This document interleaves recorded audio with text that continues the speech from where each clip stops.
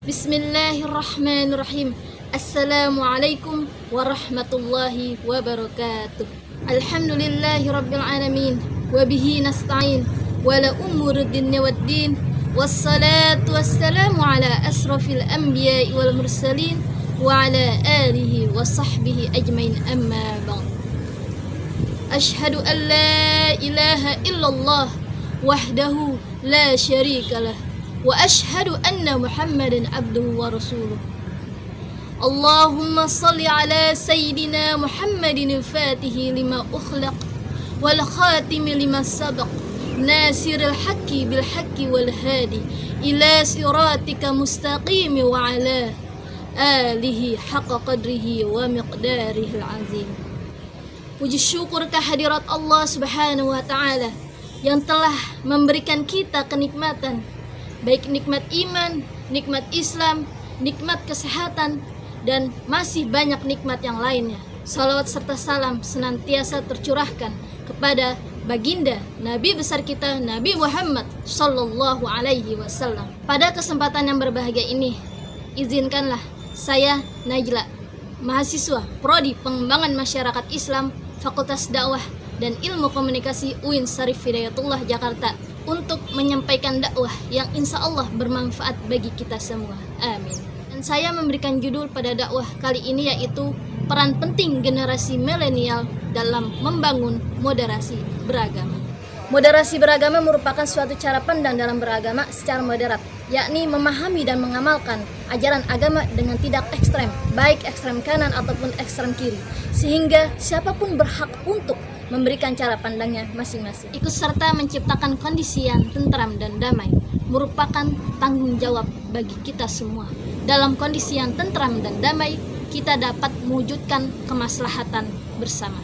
Islam dengan tegas menolak sikap terorisme, radikalisme, anarkisme, dan lain sebagainya yang mengatasnamakan agama. Mengapa Islam bersikap tegas menolaknya? Karena hal tersebut sangat bertentangan dengan nilai-nilai dasar Islam. Kita sebagai kaum muslim mayoritas di Indonesia mengetahui bahwa Indonesia bukanlah negara agama, melainkan negara yang memiliki banyak agama, suku, dan juga bangsa. Pancasila sebagai pandangan hidup berbangsa dan bernegara juga mengambil intisari dari kitab suci Al-Quran. Dalam kitab Al-Adab Al-Mufrad dan kitab Sahih Al-Bukhari, Rasulullah Sallallahu Alaihi Wasallam menyatakan bahwa agama yang paling dicintai oleh Allah Subhanahu Wa Taala adalah agama yang lurus dan juga moderat. Allah berfirman dalam Quran surah Al-Baqarah ayat 143, A'udzubillahi minasyaitonir rajim. Bismillahirrahmanirrahim. Wa kadzalika ja'alnakum ummatan wasatan litakunu syuhada'a 'alan nasi wa yakuna ar-rasulu 'alaikum syahida. Wa ma ja'alna al-qiblata allati kunta 'alaiha illa lina'lama man yattabi'u ar-rasula mimman yanqalibu 'ala aqibayhi. Wa in kanat lakabiratan illa 'alal ladzina hadallah. Wa ma kana Allahu liyudi'a imanakum innallaha bin-nasi laraufur rahim.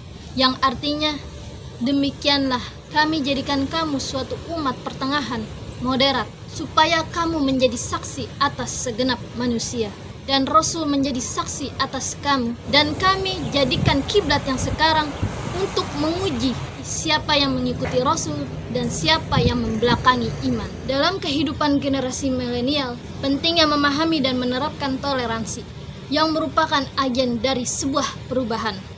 Tentunya perlu disikapi dengan serius yang harus diterapkan oleh generasi milenial saat ini. Mulai memudarnya nilai toleransi pada generasi milenial, bagaimana generasi milenial ini menyikapi dari makna toleransi yang harus dilakukan, dan bagaimana sikap yang harus dilakukan oleh generasi milenial terhadap perbedaan yang dimiliki oleh bangsa Indonesia. Dan ditambah yang menjadi tantangan besar zaman modern ini adalah bagaimana memanfaatkan media sosial dengan sebaik-baiknya dengan menyebarkan pemikiran-pemikiran yang moderat bukan untuk menyebarkan pemikiran-pemikiran radikal. Jika ada anggota masyarakat yang tidak menjunjung tinggi nilai toleransi, maka tatanan masyarakat akan rusak.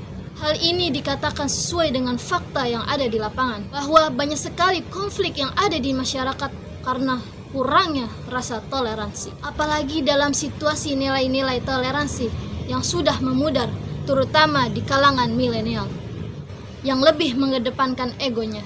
Dan ini yang memicu sehingga generasi milenial mudah terpancing dengan pernyataan dan statement yang belum jelas. Contohnya bom bunuh diri, teror, masalah perizinan tempat beribadah, penistaan agama, dan masih banyak lagi konflik yang mengatasnamakan agama. Permulaannya agama bertujuan untuk menciptakan keserasian antar umat beragama.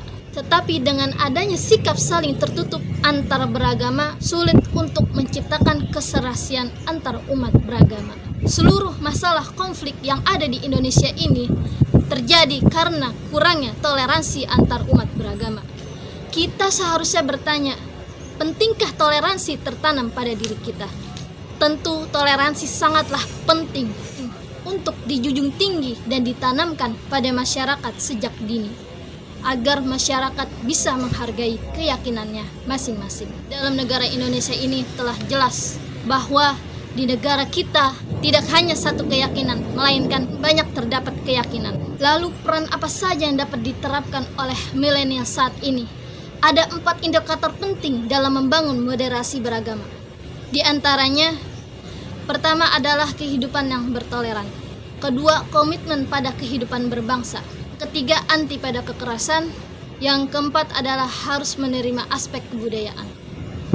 Nilai toleransi memiliki manfaat yang luar biasa yang perlu dikembangkan dalam kehidupan. Karena Allah menciptakan manusia dengan latar belakang yang berbeda-beda, dan perbedaan ini merupakan alamiah yang tidak bisa dipungkiri. Di antaranya manfaat toleransi yang ada di kehidupan manusia. Contohnya, kita harus semangat dalam sikap nasionalisme, menciptakan keharmonisan dan kedamaian, dan meningkatkan rasa persaudaraan. Inilah merupakan tantangan yang sangat besar bagi generasi milenial Indonesia saat ini. Di era saat ini di mana dunia bergerak tanpa batas, membuat generasi milenial menjadi generasi yang sangat mahir menggunakan teknologi dan sarana apapun dibanding dengan generasi sebelumnya. Dari sini bisa disimpulkan perbedaan suatu hal yang biasa dan bisa berjalan harmonis apabila ada rasa toleransi sosial. Contoh kecil yang bisa kita lakukan untuk menumbuhkan rasa toleransi dalam kehidupan sehari-hari, misalnya yang pertama mengutarakan apresiasi atau kritik yang sewajarnya. Yang kedua, kurangi menilai seseorang tanpa mengenalnya lebih dahulu. Yang ketiga, menghargai semua suku, ras, dan agama yang ada. Yang keempat, berteman dengan semua orang.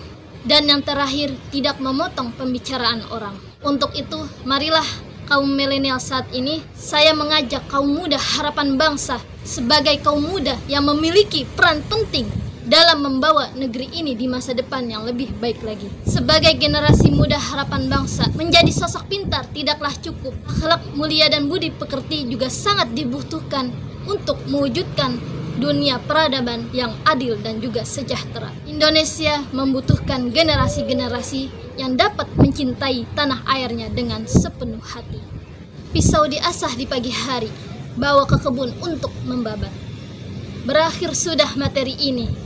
Semoga bisa memberi manfaat. Terima kasih atas perhatiannya. Apabila ada perkataan saya yang salah, mohon dibukakan pintu maaf yang sebesar-besarnya. Billahi taufiq wal hidayah wa ridha wal inayah. Wassalamualaikum warahmatullahi wabarakatuh.